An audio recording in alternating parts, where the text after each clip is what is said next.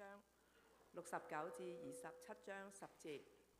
彼得在外面院子裏坐着，有一個侍女前來說：你素來也是同那加利利人耶穌一夥的。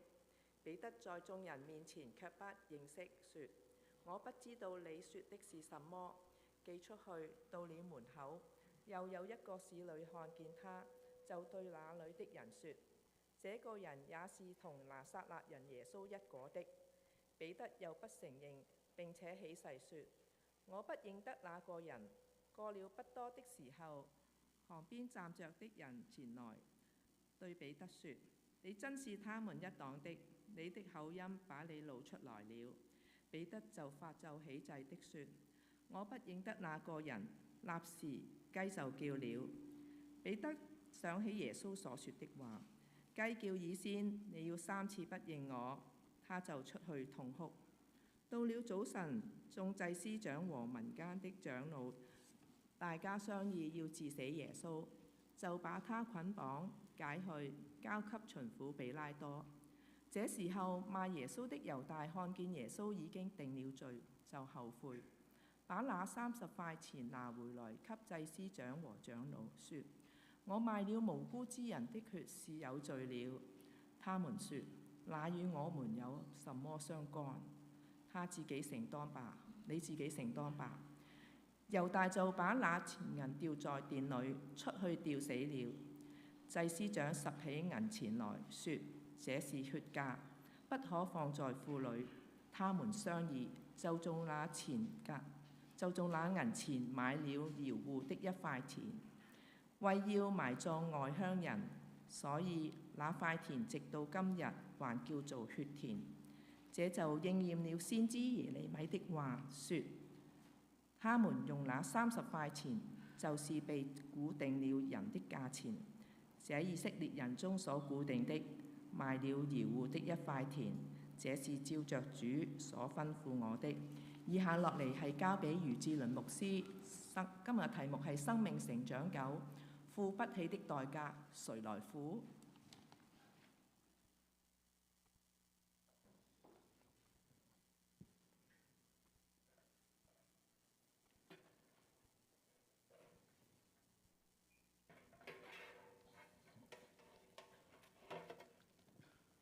好，弟兄姊妹平安。弟兄姐妹平安。咁今日去到生命成長嘅第9講啦。今天來到生命成長的第9章。咁今日嘅題目係付不起的代價，誰來付啊？今天嘅題目是付不起的代價，誰來付？咁喺開始之前，我想同大家分享一個嘅人物，叫做奧古斯丁。在開始之前，我想分享一個人物叫奧古斯丁。佢係一個好喺初世紀嘅人物。他是一個初世紀嘅人物。喺教會歷史入邊，佢亦都擔任咗一個非常重要嘅角色啊！在教會歷史，他是擔任一個非常重要的角色。佢唔單單係一個主教，亦都係一個神學家。他不單是一個主教，也是一個神學家。雖然你未必識佢，但係佢有一本書，你應該都會聽過。雖然你未必認識他，但是你認識他一本書，叫《懺悔錄》。懺悔錄。咁入邊其中一個嘅佢討論嘅咧，就係佢回顧翻佢年輕嘅時候。他在討論他回顧他年輕嘅時候。佢喺有一段時間呢，佢已經開始認識咗上帝噶啦。他開始一段時間已經認識上帝了。佢都好清楚，既然我係認識咗呢位上帝，我生命就需要被改變。他知道很清楚，既然我認識這位上帝，我的生命就要被改變。所以佢喺懺悔錄入邊有一句好敬虔嘅説話。他在懺悔錄裡面有一句很敬虔的話。佢話佢以前啱啱信主嘅時候就寫咗一句説話：啊，主啊，使我貞潔吧。他剛剛信主的時候就寫了一句話，叫主使我貞潔吧。呢個好似好屬靈嘅説話。這好像很屬靈的話，係咪？是不是？但係佢仲有下半句。他還有後半句。下半句係咩呢？後半句是什麼呢？不過唔好係而家。但不要現在。咩意思？什麼意思？全句話就係：主啊，使我貞潔啦，但係唔好係而家。主要你使我清潔，但是不要現在。點解呢？為什麼呢？因為當時佢過住一個好唔檢點嘅生活。因為當時他過住一個非常不檢點的生活。佢完全放唔低呢樣嘢。他完全放不下這些。佢好清楚佢應該要做啲乜嘢。他很清楚他要做什麼。佢好清楚佢生命需要成長，需要改變。他很清楚，他生命需要成長，需要改變。佢好清楚佢過去嘅生活係上帝唔喜悅㗎，他很清楚，他過去的生活是上帝所不喜但係佢放唔悅的，低。但他放不下。即使佢知道呢個上帝係真㗎，即使他知道這位上帝是真的，但係佢放唔低。但他放不下。佢覺得如果我要信耶穌，我就一定要放低呢樣嘢。他覺得我信耶穌，我就一定要放下這些東西，呢個代價太大啦。這個代價太大了。佢生命好掙扎。他生命很掙扎，呢個就係佢年輕嘅時候佢自己。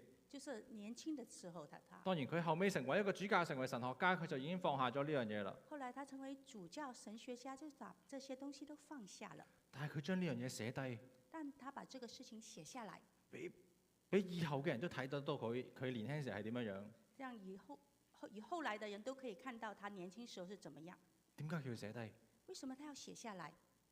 因為有一樣好重要嘅嘢，因為一個很重要的事情，佢要榮耀上帝。他要榮耀上帝。佢話佢信耶穌唔係冇掙扎㗎，他信耶穌不是掙扎的，唔係冇掙扎，不是很掙扎，不是沒有掙扎，佢係有好大嘅掙扎㗎，他是有很大的掙扎，有代價佢放唔低㗎。有代價他是放不下的。但係呢位上帝實在太偉大啦，但是這位上帝實在是非常最後偉大，佢願意放低，最後他願意放下，佢將佢嘅軟弱寫低俾後世嘅人睇。他把他的軟弱寫下來，讓後世的人看。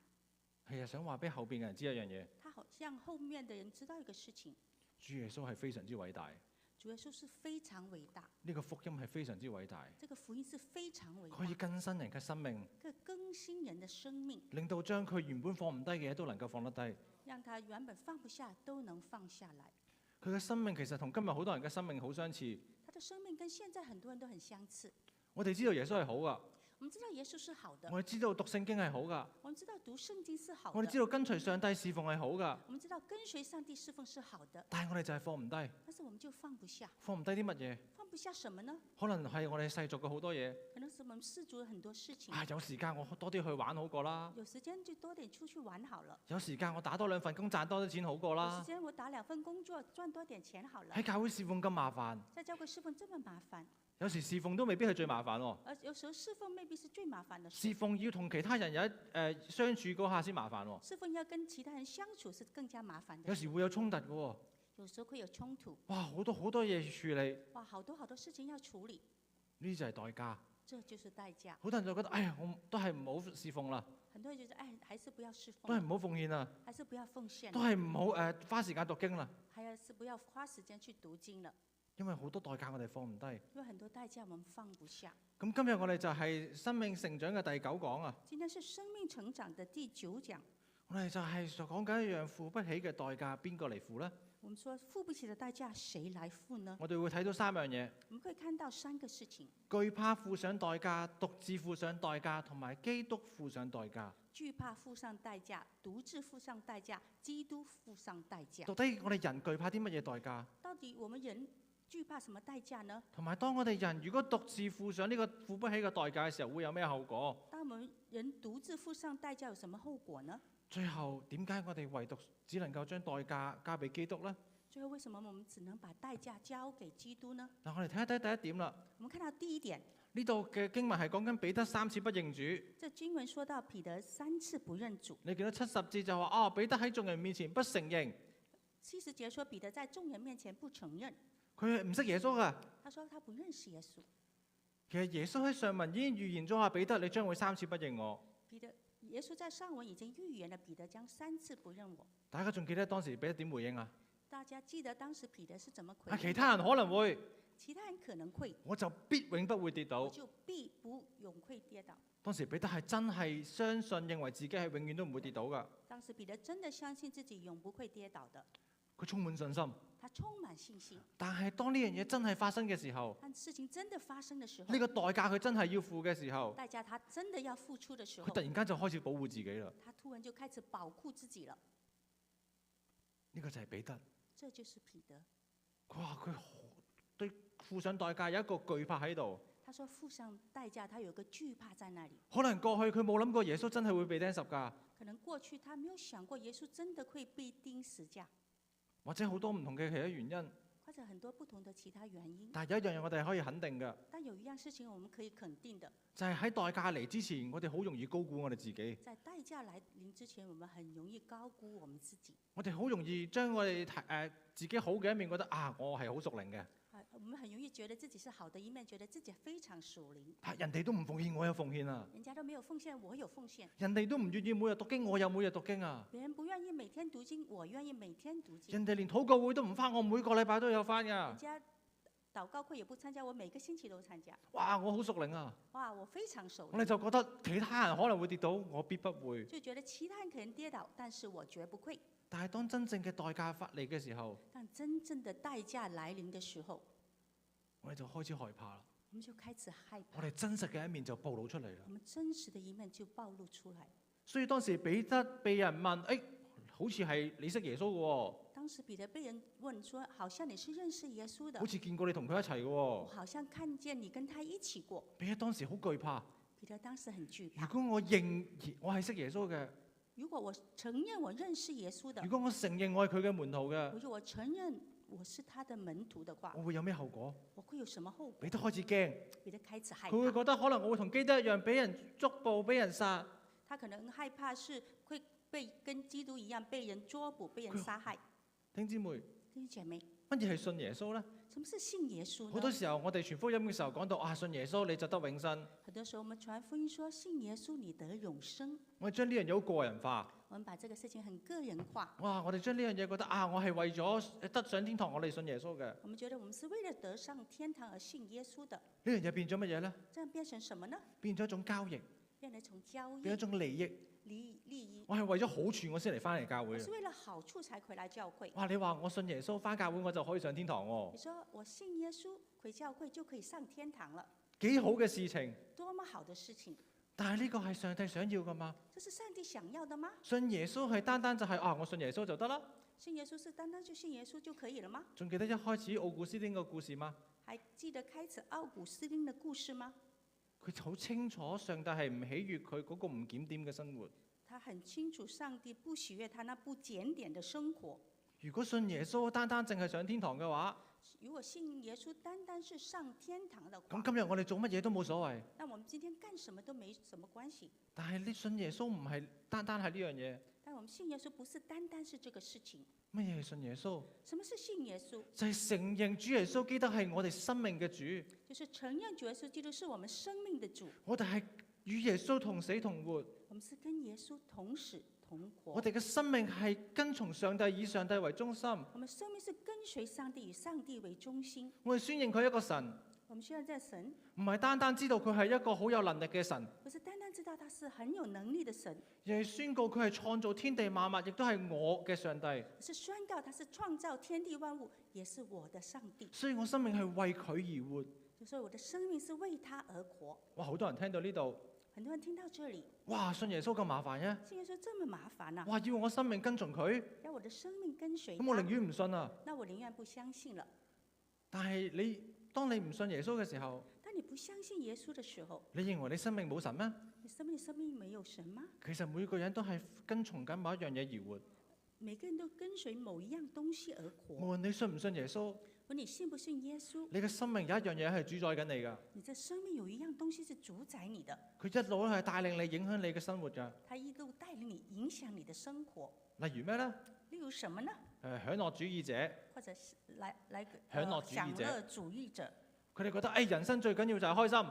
他覺得人生最重要是開心。總之我開心做咩都冇所謂。總之我開心做什麼都沒什麼關係。另外有人就係物質主義㗎，有些人是物質主義，就係將金錢同埋物質放喺中心。就是金錢物質放在中心。只要有錢有物質我就 OK 㗎啦。只要有錢有物質我就好了。有人將自己放喺中心，有些人把自我放為中心。我人生我要自己話事，我人生要自我話事，我要自己話事，我要自己做主。我中意點就點。我喜歡怎麼樣就怎麼樣。所以真正嘅問題從來都唔係你要唔要一個上帝，真正問題是不是你要不要在上帝，而係邊個係你嘅上帝，而是誰是你的上帝，或者乜嘢係你嘅上帝。或者什麼是你的上帝。所以生命嘅成長其實一路學習緊一樣嘢啊，所以生命成長一直在學習一個事情，就係我哋點樣學習讓基督成為我哋嘅主。怎麼樣基督成為我們的主？冇可能我哋一信耶穌就馬上過住一個完全聖潔嘅生活。没有可能我们一相信耶稣就过一个完全圣洁的生活。我哋嘅生命嘅成長係一路一路咁學習點樣去放下自我跟從上帝。我们生命成長也是一路的學習怎麼放下自我跟隨上帝。所以呢個就係信耶穌嘅重點啦。這就是信耶穌的重點。唯獨當我哋生命開始以主為中心嘅時候，唯獨當我們生命以主為中心的時候，我哋先能夠甘心樂意去跟從上帝。我們才能甘心樂意跟隨上帝。我哋先能夠甘心樂意花時間去服侍上帝。我們才能甘心樂意花時間服侍上帝。我哋先能夠甘心樂意去奉獻。我們才能甘心樂意去奉獻。先能夠甘心樂意花時間去參加小組讀經。才能願意去花時間去參加小組讀經。甚至乎好似奧古斯丁咁樣寫一本書分享自己嘅軟弱。甚至好像奧古斯丁一樣寫一本書來分享自己的軟弱。弟兄姊妹，弟兄姐妹，你夠膽好似奧古斯丁咁啊？你敢好像奧古斯丁一樣嗎？哇！我年輕嘅時候非常唔檢點㗎。我年輕時候非常不檢點。佢唔係單單同人講喎。他不但是單單跟你說。佢係驚你唔記得，仲寫低俾你喎。他還怕你忘記了，還寫下來。點解？為什麼呢？因為佢生命開始榮耀上帝。因為他的生命開始榮耀上帝。佢知道呢個上帝係又真又活。他知道這位上帝是又真又活的。佢知道呢個上帝係佢嘅主。他知道這位上帝是他的主。你見到彼得3次嘅否認基督。你看到彼得3次否認基督。彼得話咩啊？彼得說什麼？佢一開始只係唔係。彼得說不是。第二次佢再俾人認出。第二次他被人認出來。72節佢做啲咩啊？72節他說了什麼？佢話我發誓我係唔識耶穌㗎。他說我發誓我不認識耶穌。第3次佢被再俾人認得。第3次他被人認出來。74節。74節。佢話佢仲要發咒起誓啊！他還要發咒起誓。我根本唔識。我根本上不認識。結果呢？結果呢？雞叫起嚟啦。雞叫起來了。佢就記翻起耶穌所講嘅説話。他就記起耶穌跟他說的話。佢就好痛哭。他就痛哭。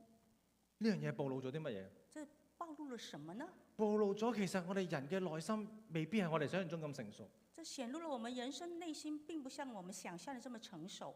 呢樣嘢暴露咗真實嘅自己。這暴露真實的自己。當真係代價來臨嘅時候，當真的代價要付上的時候，我哋嘅真實嘅自我就再出嚟啦。當我們真實的自我就出來了。弟兄姊妹，弟兄姐妹，呢個係生命成長一個好重要嘅功課。這是生命成長非常重要的功課。彼得嘅痛哭唔係單單因為佢否認基督。彼得的痛苦不是單單他否認基督，而係通過呢個否認，佢睇到真實嘅佢自己。而是透過這個否認，他看到真實的自己。原來我根本就冇我想象中咁成熟。原來我根本沒有我自己想象的這麼成熟。基督喺之前仲講埋話啊，你係一個磐石，我要將教會建立喺呢個磐石上邊。基督之前還說你是磐石，我要把教會建立在磐石之上。哇！當時彼得聽見肯定好開心啊！彼得聽見一定很開心。一人之下萬人之上啦！一人之下萬人之上。教會最大就係佢啦。教會最大是他了。結果冇幾耐佢就3次不認主。結果沒有多久他就3次不認主。點解上帝要讓彼得經歷呢樣嘢？為什麼上帝讓彼得經歷這個事情？因為唯獨當我哋睇清我哋真實嘅自我嘅時候，唯獨我們看清楚自己真實的自我的時候，我哋先能夠真真正正去依靠上帝。我們才能真真正正地依靠上帝。讓我哋全心全意去依靠我哋嘅基督。讓我們能全心全意依靠我們的基督。呢個就係彼得嘅懼怕。這就是彼得的懼怕。好，第二點啦。第二點，我哋獨自付上代價啦。獨自付上代價。呢度發生咗咩事呢？這裡發生什麼事呢？就係猶大賣耶穌個猶大見到耶穌被定罪，賣耶穌的猶大看到耶穌被定罪了，佢就好後悔啊！他就很後悔。於是佢攞翻嗰30蚊就我可唔可以還翻俾你啊？然後他拿回那30塊錢，說我要還給你30塊錢。哇！我流咗無辜人嘅血啊！我流了無辜人之血。但係呢班祭司長同長老講咩啊？但祭司長跟長老說什麼呢？關我咩事？關我什麼事情呢？你自己犯嘅罪，你自己承擔嗎？你自己犯的罪，你自己承擔吧。於是猶大就自殺啦。於是猶大就自殺了。猶大佢知道自己做錯咗一件好嚴重嘅事。猶大知道他自己做了一個非常嚴重的事。佢係賣無辜人嘅血。他是賣了無辜之人的血。佢犯咗罪。他犯了罪。佢好希望可以還咗呢筆錢，等佢唔使再承擔呢個罪疚感。他很希望還了這筆錢，他不用去承擔這個罪疚。佢唔想承擔呢個罪嘅債務。他不想承擔這個罪的債務。但係佢冇諗到呢個祭司長同埋長老話：他沒有想到祭司長跟長老說：關我咩事？與我何干呢？結果猶大佢就上吊自殺啦。結果猶大就上吊自殺了。喺呢一段出現咗兩種人啊。這段出現兩種人，第一種人就係祭司長同長老，就是祭司長跟長老，非常諷刺。非常諷刺的。祭司長同長老原本係熟悉聖經嘅人，祭司長、長老原本是熟悉聖經的人，佢喺聖殿入邊，佢係用聖經去教導人嘅人，他在聖殿裡面用聖經教導人的人，教訓信徒嘅人，教訓信徒的人，教導聖經嘅人，教導聖經的點解人，會講出啲咁嘅説話？為什麼會說出這樣的你冇話呢？發覺佢哋兩個呢班人係完全冇罪疚感？你有沒有發覺這一群人完全沒有罪疚感？佢完全唔覺得流無辜人之嘅血係一種罪，他沒有覺得流無辜人之血是一種罪，佢仍然能夠理直氣壯咁樣同猶大講：關我咩事？他依然理直氣壯地跟猶大說：關我什麼事情呢？呢樣嘢其實係非常之恐怖，係可怕嘅一件事，這非常是恐怖可怕的事，因為佢係比喻緊今日，他比喻今天，可能有好多好熟悉聖經嘅人，可能有很多熟悉聖經的人，講解聖經、教導聖經嘅人，講解教導聖經的人，但係佢生命從來冇跟從過上帝。但是他生命從來沒有跟隨上帝。佢即使犯罪，佢都唔覺得自己犯罪，他即使犯罪，也不覺得自己犯罪了，仍然諗辦法去合理化自己嘅罪。仍然想辦法合理化自己的罪。呢樣嘢提醒我哋一件事，這提醒我們一個事情，就係一個人頭腦認識上帝，一個人頭腦認識上帝，唔等於佢生命有跟從上帝。不能等於他生命跟隨上帝。第二種人啦，第二種人就係猶大。就是猶大。嗱，猶大同埋祭司長長老唔同喎。猶大跟祭司長長老不一樣，最少猶大佢係承認佢自己係有罪，至少猶大承認他自己犯了罪。但係點解佢會上吊自殺呢？為什麼他會上吊自殺呢？點解呢個悲劇會發生呢為？什麼這個悲劇會發生呢？因為佢冇將呢個罪交俾基督，因為他沒有將這個罪交給基督，佢獨自承擔咗呢個罪，他獨自承擔了這個罪，所以佢就掟低咗啲錢，佢就自殺。所以他扔下了銀錢就自殺了。我呢樣嘢睇咗一個好重要嘅真理，所以我們看到一個很重要的真理，一個人知罪，一講知罪，唔等於佢有能力去承擔罪嘅後果。不等於他有能力去承擔罪的後果。好多時候我哋人就話我犯罪我自己補翻啦，很多時候說我犯罪了，我自己去補救。真係所有罪你都可以補到嘛？難道你所有罪都可以補救嗎？你流無辜人之血點樣去補？你流無辜人之血，你如何去補呢？你補唔到，你不能補。又唔係所有嘅事情都係能夠補得到嘅。不是所有事情都能彌補的。嗱，弟兄姊妹，我哋要小心講呢樣嘢。我們弟兄姐妹，我們小心地說這個句話。我唔係話你唔應該靠自己去補償你自己犯過錯。我不是說你不能靠自己去補償你自己犯的錯。呢樣嘢係負責任，係一個好嘅事情嚟㗎。你負責任是非常好的。但係我哋今日想強調一樣嘢，唔係所有嘅錯我哋都能夠補得到。我強調一個事情，就是不是所有的錯你都能夠補救。尤其是罪呢樣嘢，尤其是罪，得罪上帝呢樣嘢，得罪上帝這個事情，我哋點都補唔到。怎麼樣都沒有彌補。所以我哋只能夠靠着耶穌基督去補呢樣嘢。只能我們靠着耶穌基督彌補。所以猶大嘅悲劇唔係單單佢出賣耶穌，猶大的悲劇不是單單出賣耶穌，而係佢錯誤以為自己嘅生命可以補償到自己嘅罪。而是錯誤以為自己的生命能彌補自己的罪。人嘅生命係唔足夠償還罪嘅債務，人的生命是不足夠去償還罪的債務，因為得罪上帝呢個罪，因為得罪上帝這個罪，人係付唔起呢個代價。人是不能負起這個代價。罪人係冇辦法成為自己嘅救主，罪人沒有辦法成為自己的救主。所以生命成長嘅另一個重要嘅課題係咩呢？生命成長另外一個重要的課題是什麼呢？就係我哋要承認有啲代價我哋付唔起，就是有些代價我們承認我們付不起，我哋需要交俾耶穌基督。我們需要交給耶穌基督。去到最後一點啦，好，到最後一點，基督付上代價啦。基督付上代價。你見到祭司長拎起呢個錢嘅時候，佢話呢個係咩呢？祭司長拿起這個錢的時候，說這是什麼呢？佢話呢個係血價。這是血價。咩意思？什麼意思？呢個錢係買起一個人嘅性命嘅錢。錢是買起一個人的性命的錢。呢30塊錢係幾多錢呢？30塊錢是多少錢呢？等於一個普通人一個月嘅工錢。等於普通人一個月的人工。平唔平？便宜嗎？比起買起一個無辜人嘅血，比起買起一個無辜之人的血。呢30塊錢好似好便宜，這30塊錢好像很便宜。呢樣嘢係代表乜嘢？這個事情代表什麼呢？一個人得罪上帝好簡單，一個人得罪上帝很簡單，非常容易，非常容易。但係你要補償得罪上帝嘅罪，但是要補償得罪上帝的罪，就唔係咁簡單啦。就不是這麼簡單了。猶大好後悔，就會很後悔，佢後悔得罪上帝，他後悔得罪上帝，佢想還回去，他想挽回佢，想挽回呢個罪，他想還這個罪，但係佢挽回唔到，但他沒有辦法挽回，因為罪嘅工價就係死，罪的工價乃是死。人係補償唔到得罪上帝嘅罪。人是沒有辦法補償得罪上帝的罪。呢個血價係犧牲咗無辜人嘅。這個血價是犧牲了無辜之人。祭司長同猶大犧牲咗基督，為咗成全自己。祭司長猶大為了成全自己，犧牲了基督。而基督呢，而基督呢，就係犧牲咗自己，為咗拯救背叛佢嘅人。基督就是犧牲自己，拯救那些相信他的人。罪人就係為咗救自己，讓基督流血。罪人是為了救為自己讓基督流血，為自己讓基督流血，而基督卻為罪人讓自己流血。而基督卻為罪人讓自己流血。即使面對背叛，基督即使面對背叛，佢依然甘心走上十字架。他依然甘心走上十字架。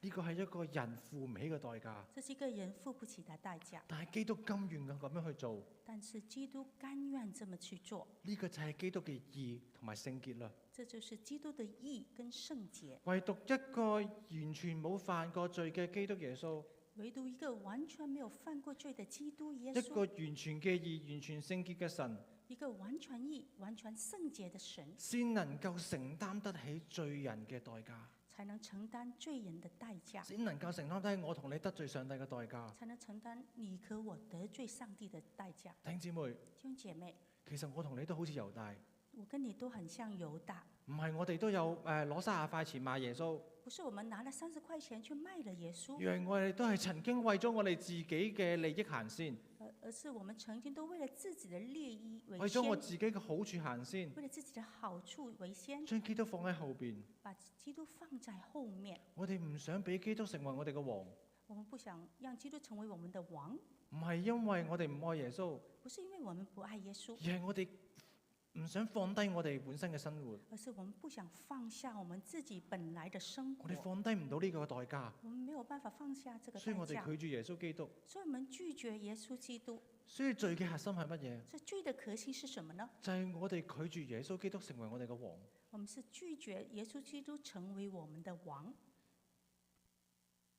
有一個神學家叫馬丁路德，有個神學家叫馬丁路德，咁佢講嗰句説話，他說過這句話：佢話所有人都係先犯咗一個罪，所有人都是先犯了一個罪，就係我哋冇認上帝係上帝，我們沒有認上帝為上帝，之後我哋先犯其他嘅罪行。我們才會犯其他的罪行。即係無論我哋今日犯嘅所有嘅我哋行為上嘅罪，就是說，我們今天犯的所有行為上的罪，其實我哋都先犯咗另一個罪，我們就是先犯了第一個罪，就係我哋冇尊上帝為大。我們沒有尊上帝為大。我今日做嘅所有嘢，我今天所做的所有我哋今日事情，做過嘅所有罪，我們所有的罪，因為我哋都係冇將上帝當作我哋嘅主。我們沒有把上帝當做我們的主。如果我哋將上帝當作我哋嘅主嘅時候，如果我們把上帝當做我們的主的時候，我哋真係能夠完全活出呢樣嘢嘅時候，我們當可以完全活出這樣的生活的時候，我哋就唔會犯罪。我們就不會犯罪。但係我哋今日喺地上冇可能做到呢樣嘢，我們在地上很難做到這樣的事，因為我哋嘅生命都係一個罪人。我們在生活當中是一個罪人。我哋生命嘅成長都在學習緊點樣讓基督成為我哋嘅主。我們的生命成長讓我們學習怎麼樣讓基督成為我們的主。所以我哋生命成長有一樣嘢，我哋真係要好清楚噶，我們生命成長要非常清楚一個事情，就係基督耶穌喺十字架幫我哋付上咗我哋付不起嘅代價。基督耶穌在十字架上為我們付起了我們付不起的代價，罪嘅工價，罪的工價。佢釘在十字架就係為咗要拯救我哋，他釘在十字架就是為了拯救我們，為咗要我哋從罪裏得釋放。為了我們從罪裏得釋放。過去我哋嘅生命嘅中心就係我哋自己，過去我們生命當中心是我們自己，但係今日我哋可以靠近耶穌基督，但是我們今天能靠近耶穌基督，冇今日嘅社會文化啦，今天的社會文化成日都同我哋講家醜點啊，怎麼跟我們說家醜什麼呀？不可外傳係嘛？不可外揚。啊，同埋我哋有啲人就係教導小朋友啦，有些人教導小朋友呢，盡量都唔好分享你自己差嘅地方，盡量不要分享你自己差的地方。尤其是而家嗰啲嘅社交媒體，尤其是現在的社交媒體，大家都係分享自己最好嘅一面，大家都分享自己最好的一面。影相都要有個美顏。照片也有美顏。有啲人就係影相你唔好影我左邊面，我右邊面靚啲嘅。有些人說不要拍他左邊，要拍他右邊臉。我哋要將最好嘅一面表達出嚟。我要最好的一面表達出來。但係點解奧古斯丁佢分享佢自己嘅軟弱？那為什麼奧古斯丁分享他自己的軟弱呢？因為佢生命已經被福音所更新。因為他生命已經被福音所更新。呢個就係點解一個被福音更新嘅人，佢會願意分享自己嘅見證。那就是為什麼一個被福音更新的人願意分享他自己的見證，願意分享自己嘅軟弱，願意分享自己的軟弱，願意俾人睇到佢失敗唔好嘅地方，讓被人看見他失敗不好的地方。就前幾日有人問，前幾天有人問，余牧師啊，余牧師，我真係唔明白點解基督徒要分享自己嘅軟弱。為什麼基督徒要分享自己的軟弱呢？我真係唔明白，如果我信耶穌，我係咪都好似其他基督徒咁講見證？我是不是信耶穌，我要跟其他人一樣要講見證？點解我要將我生命俾人睇？我為什麼要把我的生命讓人家看到？答案其實好簡單，但是我說其實很簡單，因為我哋生命嘅重點唔係我哋自己。因為我們生命重點不再是我們自己。我哋分享嘅軟弱唔係話俾人知我哋軟弱，我們分享軟弱不是告訴別人我們軟弱，而係想話俾人知有一個更偉大嘅上帝。而是想告訴人有一個更偉大的上帝。因為呢個上帝讓我生命得着更新，因為這位上帝讓我生命得到更新，所以我哋唔怕分享我哋嘅軟弱。所以我們不怕分享自己的軟弱。所以基督徒嘅見證其實係一個宣告啊！所以基督徒嘅見證其實是一個宣告，就係我哋宣告基督已經為我哋付上我哋付唔起嘅代價。我們宣告基督已經為我們付上了我們付不起的代價。我哋今日係一個已經被福音所更新嘅人。我今天已經是被福音所更新的人。我唔需要再靠自己嘅完美去證明我自己。我不需要靠自己的完美去證明我自己。我唔需要用我嘅學歷、用我嘅金錢去證明我自己。我不需要學歷、金錢證明我自己。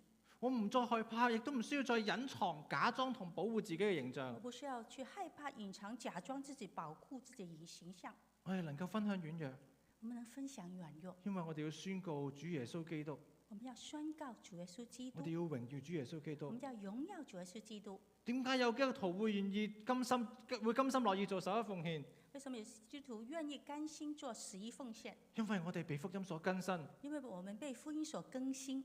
基督連自己嘅性命都願意為我哋捨棄。基督連自己的生命都為我們捨棄了。比起上帝嘅性命，比起上帝的性命，11奉獻又算乜嘢呢？11奉獻又算得什麼呢？點解我哋願意花時間去參加教會、去參加侍奉？為什麼我們時間參加教會、參加侍奉？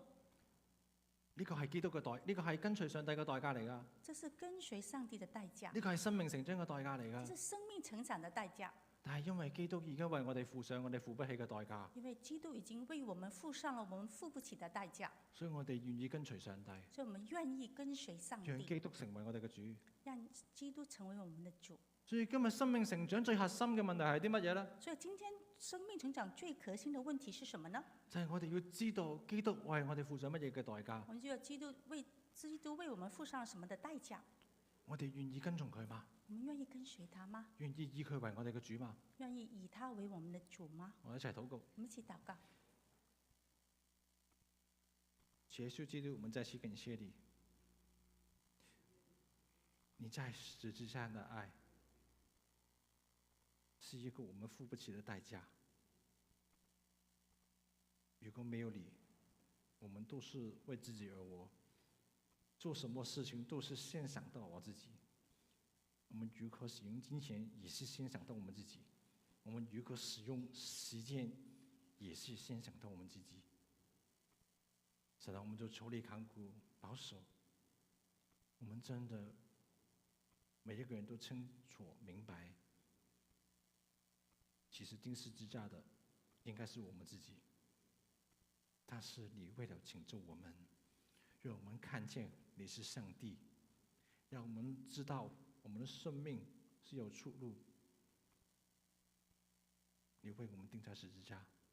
神啊，我们就求你看顾保守，我们每一个人都真正的明白你的爱，让我们每一个人从今天开始，我们都能够以你为中心而活，让我们整个生命不断的学习如何更接近你，如何更靠你，更随你。祷告是奉主圣名祈求 ，Amen。